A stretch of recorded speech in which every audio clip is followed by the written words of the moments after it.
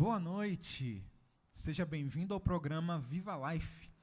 Que bom ter você aqui conosco nessa noite. É um prazer enorme para nós compartilhar do amor de Cristo e da sua presença. Hoje nós iremos cantar sobre algo muito importante, sobre a segurança que nós temos em nosso Senhor. No mundo de tribulações, um mundo cheio de pecado, nós temos a segurança de que temos um anjo ao nosso lado. E mais do que isso, nós temos Jesus, o nosso grande Salvador, que anda conosco, nos carrega em seus braços e nos leva até o final da nossa jornada. E a nossa jornada, ela não termina aqui, ela termina no céu. Nós iremos morar com Ele no céu. E nós queremos que você tenha esse sentimento de prazer e de segurança de que a sua jornada irá findar com o nosso Senhor Jesus e viveremos eternamente com Ele. Vamos cantar? Bendita segurança.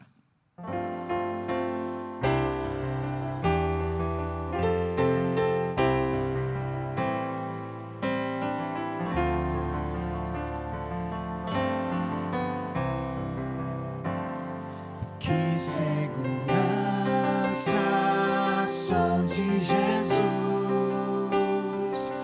eu já desfruto bênçãos da luz.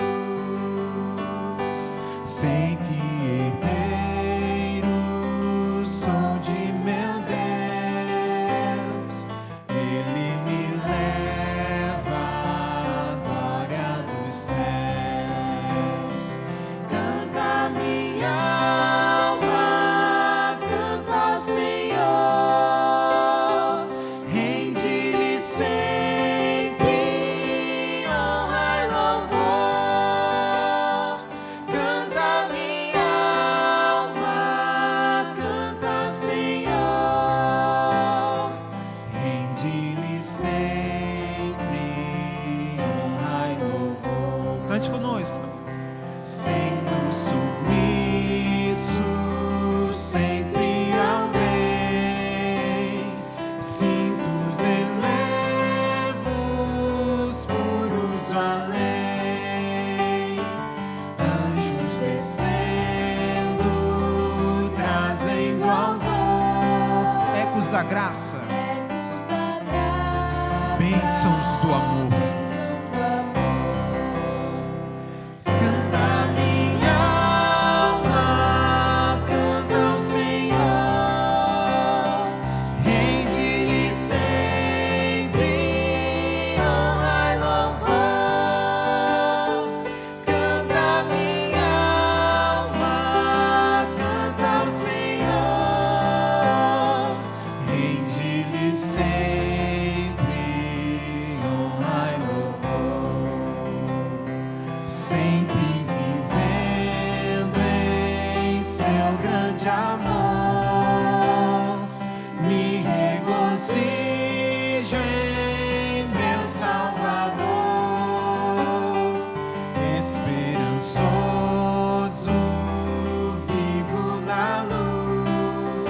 Quanta bondade tem esse Jesus, gente. Canta minha alma. Canta minha alma, canta ao Senhor, rende-lhe sempre honra e louvor. Canta minha alma, canta ao Senhor, rende-lhe sempre honra e louvor.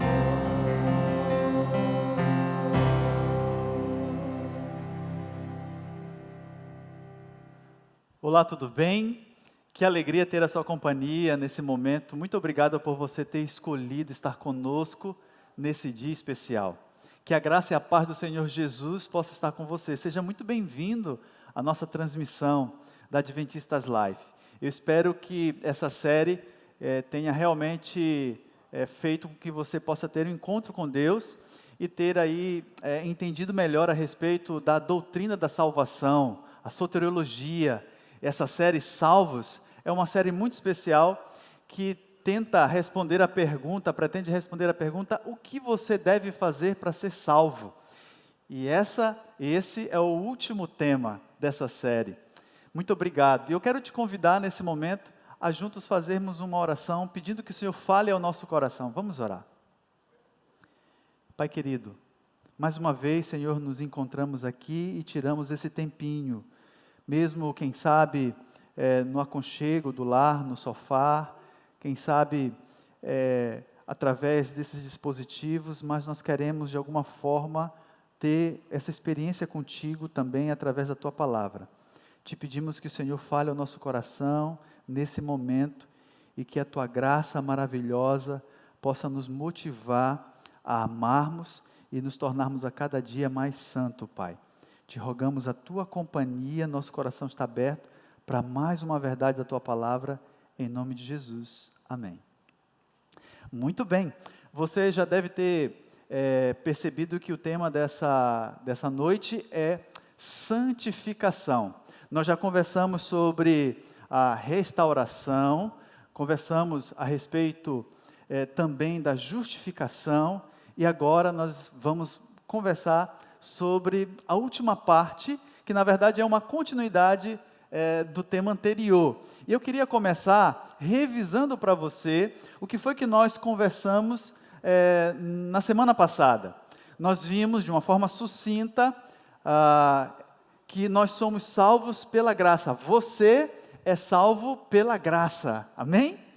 Uma vez salvo pela graça, nós obtemos esse perdão através da fé em Cristo Jesus no seu sacrifício, ou seja, nós somos justificados pela fé, aprendemos isso. E hoje eu vou dar um pouco de destaque nessa última parte, julgados pela obra, o papel, de alguma forma, das obras em relação à questão da salvação. Tem algum papel isso? E qual é o papel que se tem? Vimos também, na semana passada, no último encontro nosso, e compreendemos que nós somos salvos. A salvação, ela processa no passado, no presente e no futuro. Você foi salvo da penalidade do pecado. Você está sendo salvo do poder do pecado. E você será salvo finalmente da presença do pecado através da mudança radical quando Jesus voltar à glorificação. Vimos também, de uma forma bem mais sucinta, que salvação basicamente é aquilo que Jesus fez por você, certo? Lembra o que Ele fez na cruz do Calvário por você? No caso, no sentido jurídico, técnico, você foi justificado. E salvação é aquilo que Jesus faz em você, dentro de você, um trabalho muito especial do Espírito Santo, fazendo com que você cada vez mais se pareça e tenha a natureza de Cristo. Salvação, portanto, é aquilo que Jesus fez por você e faz em você. Bem, na última vez eu contei a história de Martinho Lutero, no início. E quando eu estava preparando essa mensagem, eu lembrei da história de um pastor que ele, inclusive, foi professor de teologia em uma das grandes universidades da nossa igreja, a Andrews, e o nome dele é George Knight, o pastor George Knight. Ele, quando teve o contato com o Senhor, ele antes era agnóstico, e quando ele conheceu a mensagem da palavra de Deus, e eu vou mencionar mais, a doutrina, aquilo que a Bíblia menciona, os ensinos da Bíblia, ele então, a partir disso, tomou a decisão de se tornar um cristão adventista do sétimo dia. E ele escreve um pouco também da sua experiência, sobretudo no início, em 2 livros. Muito interessante, eu gostaria de sugerir para você. O nome do livro Eu costumava ser perfeito. E tem um outro livro também maravilhoso que justamente fala um pouco sobre essa questão da salvação, pecado e salvação. Eu sugiro que você adquira, é só você ir no site cpb.com.br e você pode fazer o pedido. Bem, ele encontrou um texto em Mateus que eu gostaria de convidar a você a abrir a palavra em Mateus, Evangelho de Mateus, no capítulo 5. E esse texto, eu acredito que você tem de cabeça, ele é um texto muito conhecido, Mateus capítulo 5,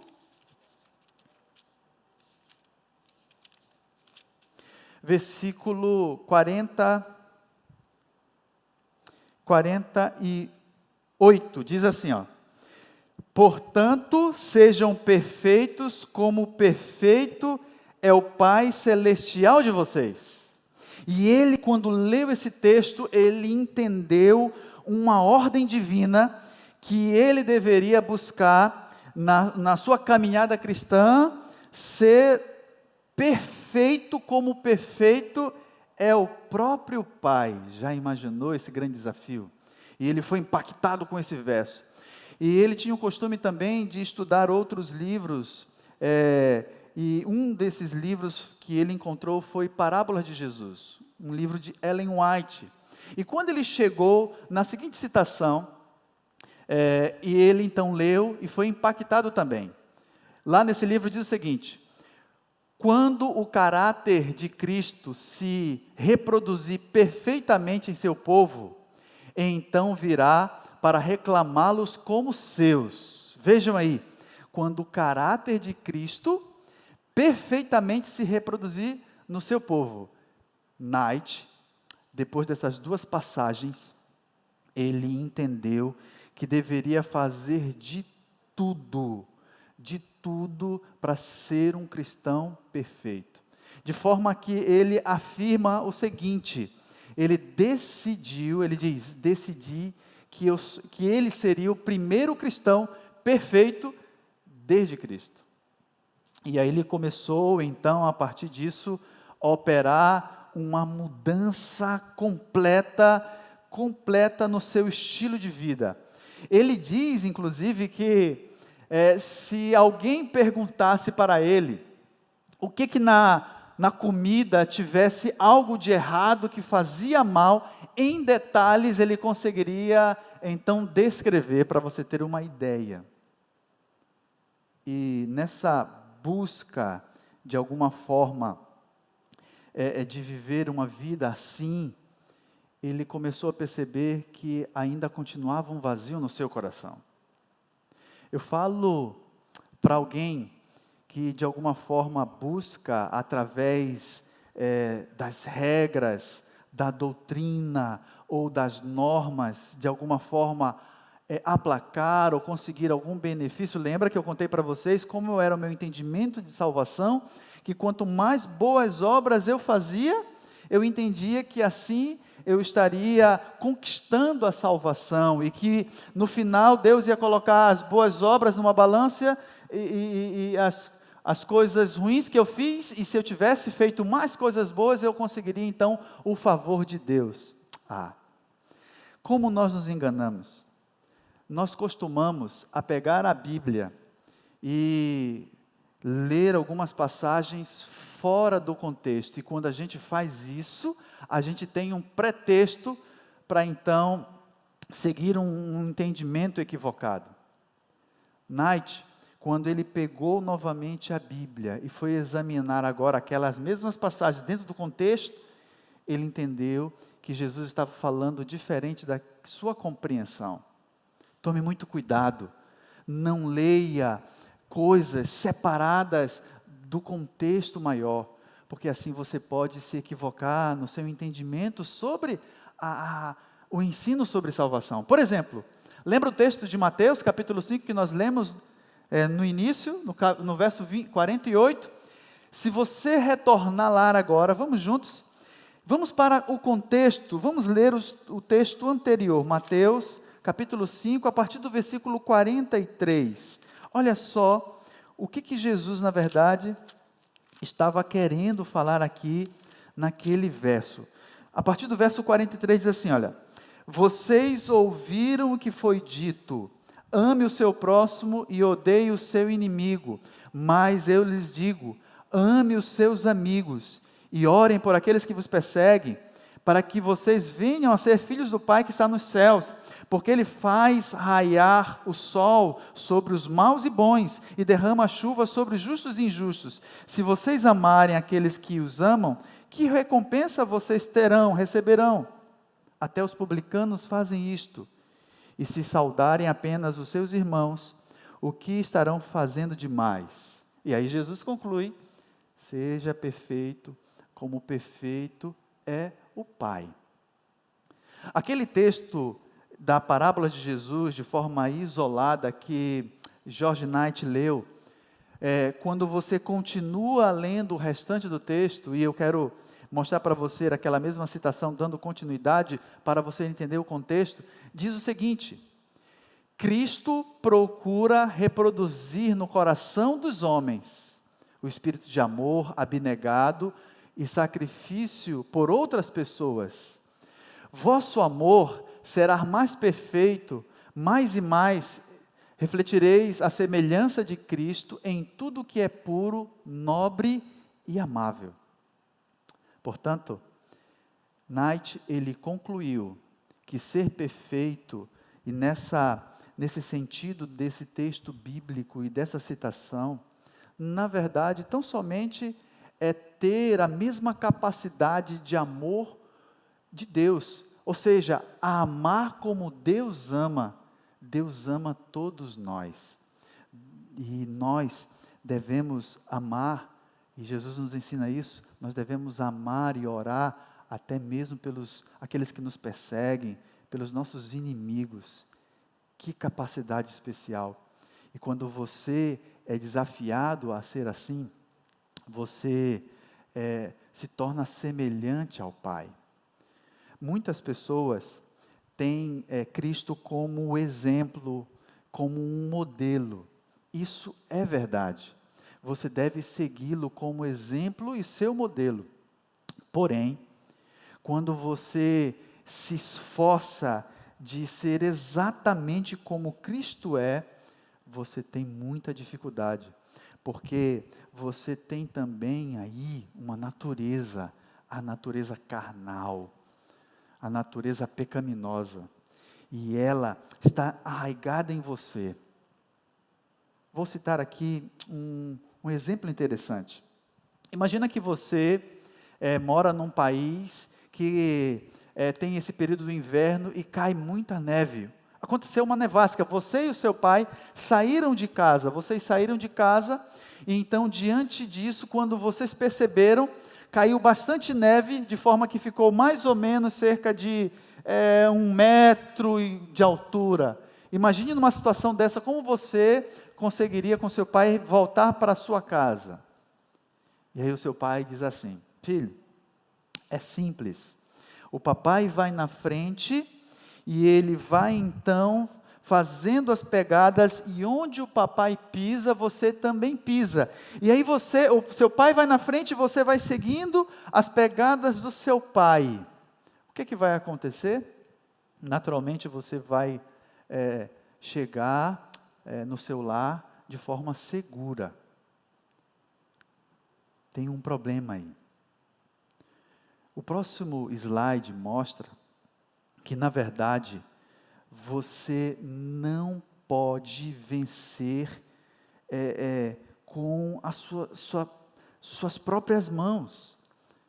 Não podemos vencer como Jesus venceu, mas você vence porque Ele venceu.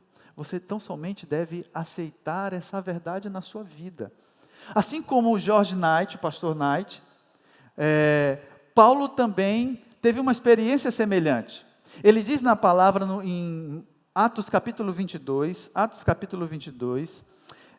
contando um pouco da sua experiência cristã, no versículo 2 diz assim, olha: quando ouviram que lhes falava, verso 3, melhor dizendo, ele diz: então Paulo disse: sou judeu, nascido de Tarso, da Sicília, mas criado nessa cidade. Eu fui instruído, veja, rigorosamente por Gamaliel, que era o mestre dele na lei, um rabino, e na lei dos nossos antepassados, sendo eu tão zeloso por Deus quanto qualquer um de vocês hoje. Verso 4, persegui os seguidores deste caminho até a morte, prendendo tanto homens quanto mulheres e lançando-os na prisão. Veja a realidade de Paulo. Paulo ele era um judeu devoto, que se agarrava nas regras, na lei, e através disso tentava viver uma vida piedosa. Interessante que muitas pessoas, apesar dessa experiência de Paulo, também vivem nesse mundo. Eu te pergunto, você está feliz, preso nesse estilo de vida, de obter a salvação pelaquilo que você faz? Paulo, ele teve um encontro com Cristo. E quando ele se deparou com Jesus e caiu, ele olhando para a glória de Cristo, Jesus disse assim, Paulo, o verso continua, isso foi em volta do meio-dia, verso 6, ele diz assim, que viu uma luz brilhante ao seu redor, caiu e ouviu uma voz que dizia, Saulo, Saulo, por que você está me perseguindo? Então perguntei, quem és tu, Senhor? E ele respondeu, sou Jesus, o Nazareno, a quem você persegue. Paulo deixou de ter um encontro com as regras e teve um encontro com Cristo. Isso transformou a sua vida. É por isso que em Romanos, no capítulo 1, versículo 5, ele diz o seguinte, a respeito desse chamado que Cristo fez para ele. Romanos, no capítulo 1, versículo 5, diz assim, olha, por meio dele, Jesus Cristo, não é? Por causa do seu nome, nós recebemos a graça, e por meio disso ele recebeu a graça. Ele recebeu o chamado, o apostolado, para falar do evangelho diante das nações. E ele diz aqui, dentre todas as nações, um povo para, veja, a obediência que vem pela fé. Paulo entendeu muito bem que a santificação é a obediência que vem pela fé. E quando nós compreendemos claramente isso, nós percebemos qual é o papel da santificação nesse processo de salvação. Paulo, ele foi mais além. Esse texto nós lemos em Efésios, no capítulo 2, e eu queria terminar a leitura desse texto, porque eu não concluí a leitura desse texto. Paulo, para os Efésios, no capítulo 2, versículo 8, ele diz assim, pois vocês são salvos, por favor, querido, marque na sua Bíblia, pela graça, por meio da fé. E, inclusive, a fé não vem de vocês, não vem de nós. A fé também é dom de Deus. Não por obras, para que ninguém se glorie. E o verso 10, porque somos criação de Deus, realizada em Cristo Jesus. Com qual propósito? Depois de salvo? Para fazermos boas obras, os quais Deus preparou antes para nós as praticarmos. Coisa linda. Portanto, eu posso concluir com você, de que a obediência, ela é o resultado da salvação, não o meio para você se salvar. Isso precisa ficar muito claro, filho, na sua mente. Continuando a mensagem ela fala sobre santificação.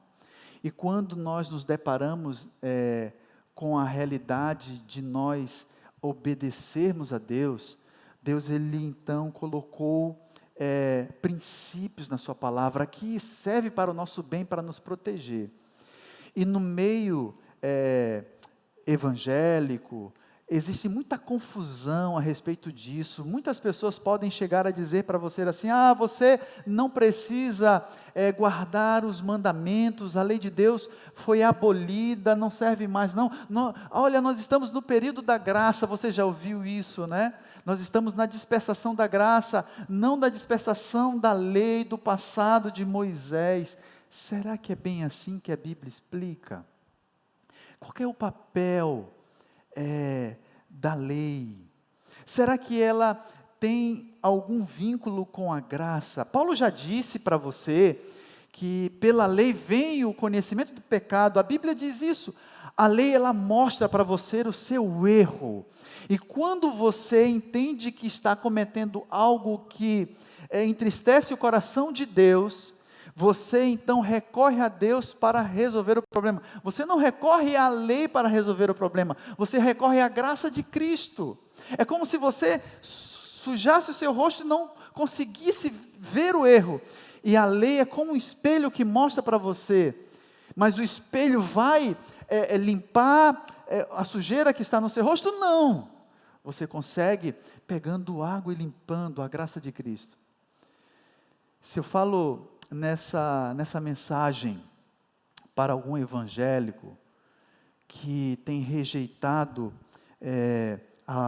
os mandamentos de Deus, eu quero apresentar para você alguns pregadores de renome, alguns pastores, grandes evangelistas, evangélicos, batistas, presbiterianos. Eu quero mostrar pelo menos 3 aqui, começando por Spurgeon, o príncipe dos pregadores. Ele diz o seguinte: ele, ao analisar a Bíblia e a lei do Senhor e a graça, ele chegou à conclusão que há não muito tempo havia em nosso redor os que afirmavam estar a lei totalmente abolida, que foi revogada. Ele continua: e ensinavam abertamente que os crentes não estavam na obrigação de fazer da lei moral a regra de vida. E ele conclui dizendo: Deus nos livre de um antinominalismo, nominalismo como este. Veja, um outro também pregador muito conhecido, um norte-americano, Billy Graham, um grande evangelista, ele diz: mas o Novo Testamento fala também da lei moral, que é de caráter permanente e imutável, e se acha sintetizada nos 10 mandamentos. Um outro pregador, chamado Martin Lloyd Jones, ele diz: se a graça que você recebeu não lhe ajuda a guardar a lei, você não recebeu a graça. Você está entendendo qual é o papel da lei? No livro de Êxodo, no capítulo 20, nós temos os 10 mandamentos. Agora, poucas pessoas percebem no versículo 2, antes de Deus declarar os 10 mandamentos, ele menciona no versículo 2 o seguinte, vejam aí, olha. Não sei se você já percebeu, Êxodo capítulo 20, versículo 2 diz assim: eu sou o Senhor teu Deus, que te tirei do Egito, da terra da escravidão. Veja, Deus está dizendo que libertou o seu povo da escravidão. No simbolismo para nós, podemos aplicar hoje que Deus nos libertou da escravidão do pecado. E a partir daquele momento, Deus então concede a sua lei. E um dos mandamentos, e aqui a minha intenção não é destacá-lo, mas trazer aí uma outra verdade que Deus coloca. Você sabe que os 10 mandamentos, eles não somente foram colocados aí, expressos em Êxodo 20, aparece os mesmos 10 mandamentos em um outro lugar da Bíblia, em Deuteronômio 5, e tem uma curiosidade, por exemplo, no 4º mandamento, nessa descrição de Deuteronômio 5, o mandamento do sábado. Veja o motivo pelo qual Deus aqui convida você e a mim, a nós lembrarmos desse dia. Verso 15 diz assim: lembra-te que foste escravo no Egito, e o que o Senhor, o teu Deus, te tirou de lá com a mão poderosa, com o braço forte. Por isso o Senhor, o teu Deus, te ordenou que guardares o dia de sábado. Querido, O primeiro motivo pelo qual Deus está dizendo aqui que você deve ser um filho obediente e que deve, inclusive, guardar esse mandamento, é porque Ele é o Criador. E agora, nesse texto, Ele está dizendo que Ele nos libertou, no caso aqui, em nosso caso, dos pecados. Portanto, nesse caso específico, o sábado, por exemplo, nos lembra que Deus, Ele é o Criador e de que Ele é o nosso Redentor.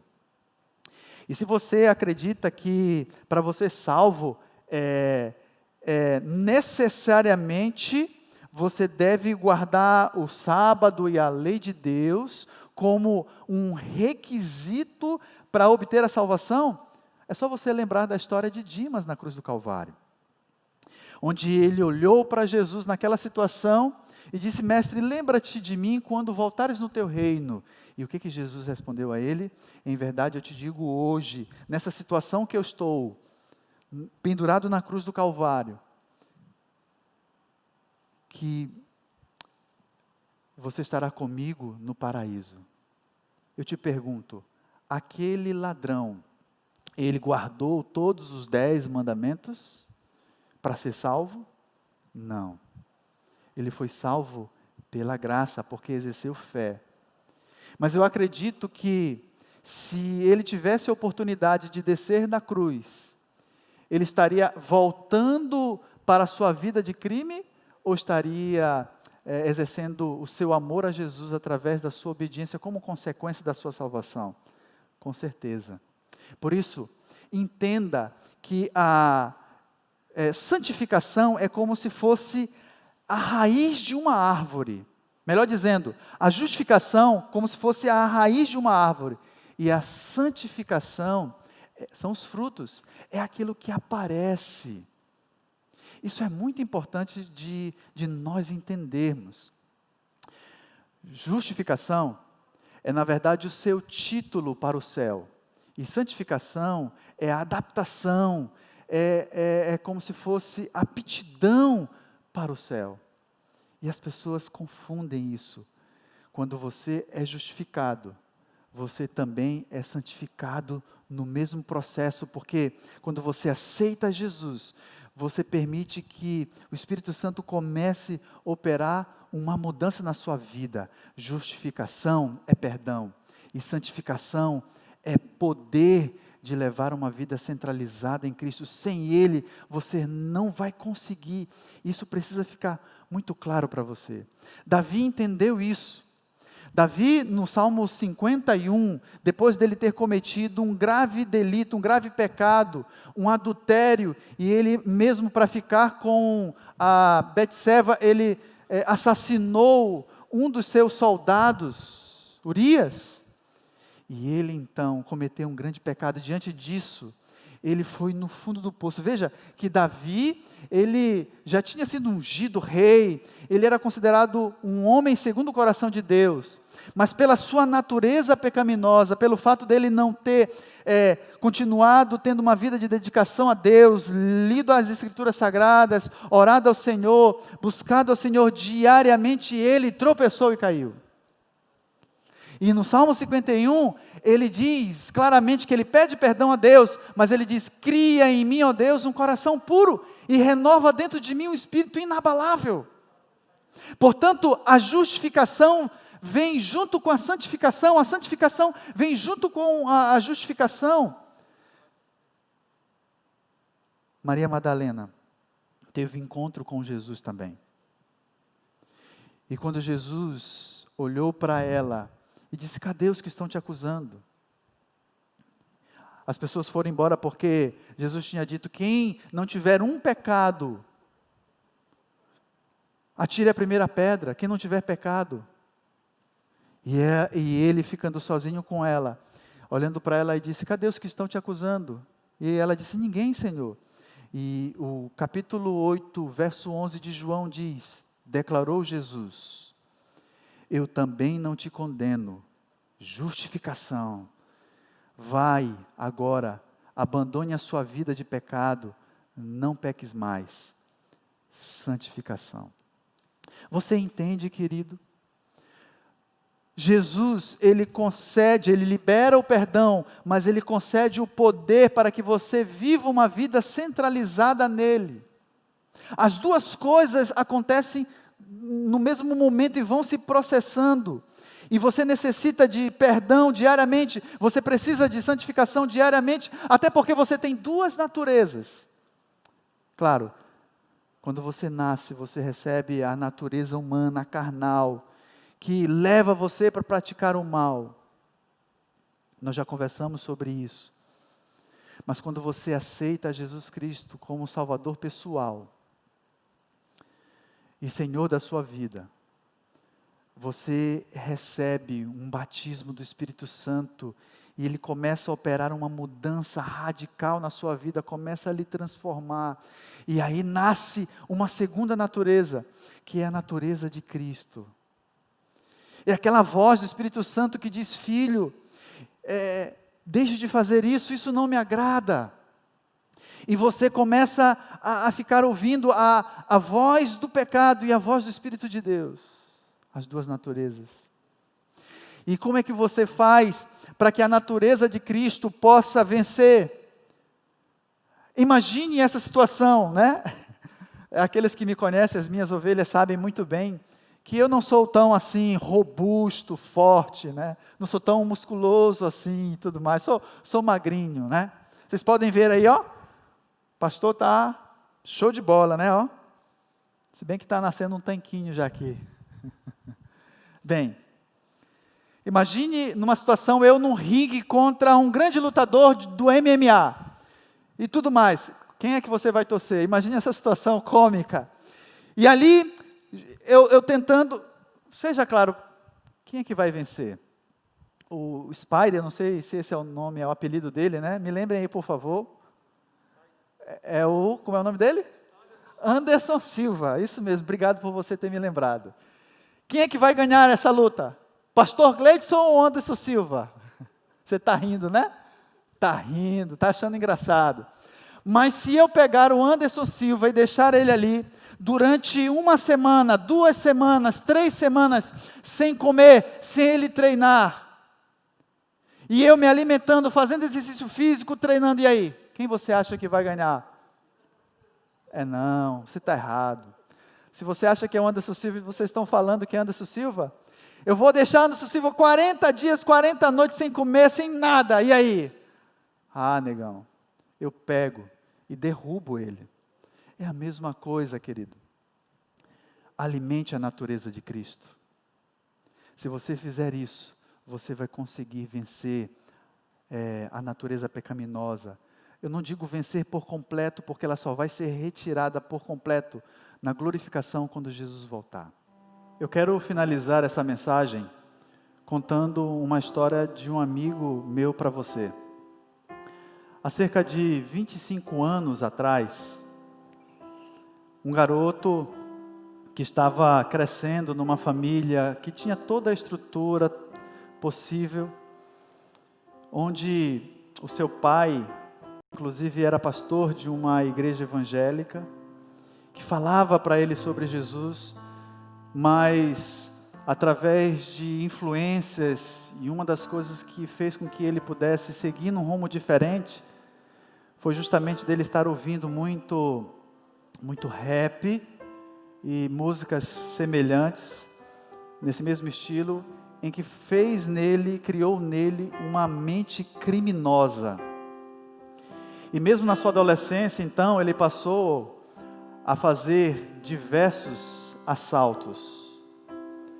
Ele foi pelo menos preso cerca de 8 vezes. 4 quando ainda era menor e outras 4 na maioridade. E nessa vida de criminalidade, em assaltos às instituições financeiras, joalherias, etc., ele passou pela experiência de ir pelo menos 4 vezes para o presídio. Na sua última vez, ele, enquanto estava lá, ele ouviu uma voz dizendo assim: você não deseja ser missionário? E ao ele ouvir essa voz, ele respondeu: como? eu aceito. Depois de poucos dias, ele conseguiu então fugir daquele presídio. Ele recebeu então um convite, porque Deus, Ele tem um plano para a nossa vida, de cada um de nós. Ele recebeu um convite então para ir para um centro de tratamento. E ali naquele centro ele começou a ter uma experiência com Jesus, ouvir os seus ensinos. E tomou a decisão de se tornar alguém para compartilhar literaturas, livros, que a gente chama isso de colportagem. E ele passou então a ser um colportor. E ainda na obra da colportagem, ele sentiu um chamado de Deus para se tornar um pastor. Ele veio, estudou e começou, depois de se formar, a falar desse amor que transformou a sua vida para diversas pessoas de várias classes e até mesmo tribos urbanas. Esse pastor, quando ele teve esse encontro com o Senhor, ele tinha tomado uma decisão. A decisão, então, de voltar e, de alguma forma, se entregar ou pagar aquilo que devia para a justiça. Mas o seu pai e o seu pai na fé disseram que ele não deveria fazer isso. Ele, então, seguiu esse caminho, mas ciente de que, quem sabe, em qualquer momento poderia ser abordado, mas mesmo assim ele não viveu como um foragido. Ele mesmo vivia sua vida normal, viajava, entregava seus documentos, até que numa blitz ele foi parado, entregou seu documento e o guarda então viu que tinha alguma coisa que ele deveria então resolver de um passado de muitos anos. E ele passou pela experiência de ser preso novamente, mas agora, diferentemente, com uma vida transformada. E ali, na cadeia, na delegacia, ele começou a conversar e questionar algumas coisas com Deus. Mas em nenhum momento ele duvidou desse amor. Trataram ele lá como qualquer um outro criminoso, quando ele foi, inclusive, para uma espécie de penitenciária. Colocaram numa prisão que é destinada para presos de alta periculosidade. E ele conta de que, se houvesse uma circunstância dele ter que voltar para lá, ele preferia levar uma bala na cabeça do que voltar, para você ter uma ideia do que ele passou. Mas Deus tinha um plano. Ele foi chamado para poder, então, falar um pouquinho dessa sua nova vida para a juíza, lá em São Paulo. E depois que ele explicou e falou da sua história de transformação, a juíza, de alguma forma, um tanto quanto emocionada, acabou dizendo que nunca ouviu uma experiência de vida como aquela que ela tinha presenciado. E, de certa forma, foi exatamente aquilo que as pessoas ficaram atônitos aqui em Marcos, no capítulo 2, versículo 12, diante da presença do Senhor. Nunca vimos nada igual. Hoje, o pastor Tiago, ele continua seu ministério salvando vidas. Inclusive, ele pregou na minha comunidade ontem, e você pode ver um pouquinho da graça de Jesus que ele fala. Por que eu estou contando essa história? Porque se Deus foi capaz, através do seu poder transformador, do seu evangelho, através da sua graça, pela fé, transformar a vida de Tiago, transformando no pastor Tiago Santana, Ele pode transformar também a sua vida. Ele tem um plano maravilhoso para você. Esse momento você vai ouvir uma música que vai falar que Deus, Ele pode transformar a sua vida. Eu quero te convidar nesse momento para você fazer a sua reflexão com Deus. De tudo que você ouviu nessa série, eu quero te dizer que você é a coisa mais preciosa que o Senhor Jesus tem. e Ele deseja salvar você, e Ele deseja transformar você. Vamos ouvir a mensagem.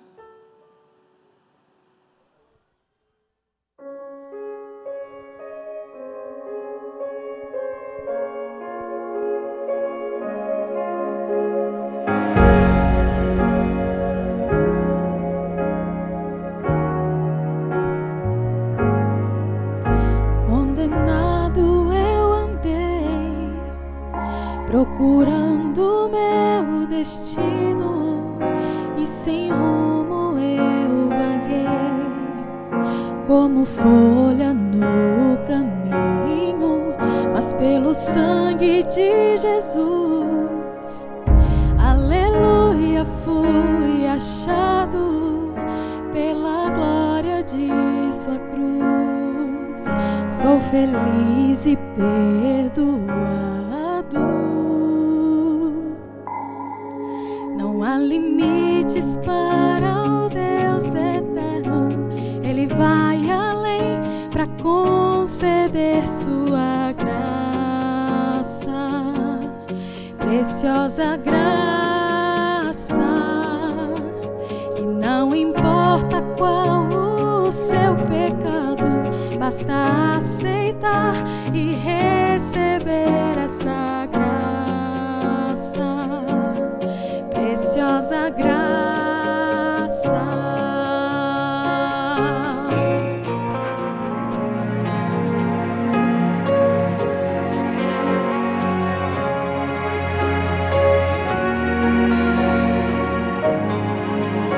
Somos filhos do Senhor e herdeiros de seu reino, morreremos para o mal e para o bem renasceremos, nova vida de perdão, de poder e de vitória, reinaremos com Jesus para sempre em sua glória. Não há limites para o Deus eterno, Ele vai além para conceder sua graça, preciosa graça. E não importa qual o seu pecado, basta aceitar e receber essa graça, preciosa graça. Eu sei que Deus é por nós, Ele deu sua vida, pelo seu sangue nos libertou. Deus nos amou, deu no seu Filho, graça foi tudo que concedeu. Não há limites para o Deus eterno, Ele vai além para conceder sua graça, preciosa graça. E não importa qual o seu pecado, basta aceitar e receber essa graça, preciosa graça. Não há limites para o Deus, Ele vai além para conceder sua graça,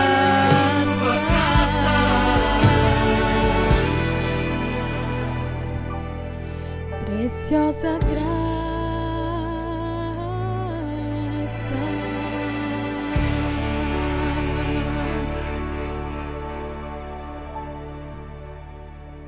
Que maravilha ouvir dessa graça, em saber que o Senhor, Ele deseja continuar a obra que Ele começou na nossa vida.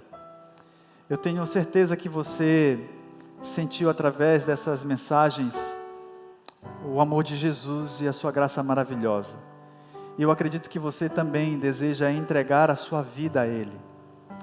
Queria convidar a você nesse momento para nós juntos falar com esse Deus maravilhoso. Vamos orar, se você puder fechar os seus olhos, oremos. Querido Pai, muito obrigado porque através dessa série Salvos, nós podemos compreender o Teu grande amor por nós, aquilo que o Senhor fez por nós na cruz do Calvário e aquilo que o Senhor faz por nós no nosso coração. Muito obrigado porque o Senhor tomou a iniciativa da salvação.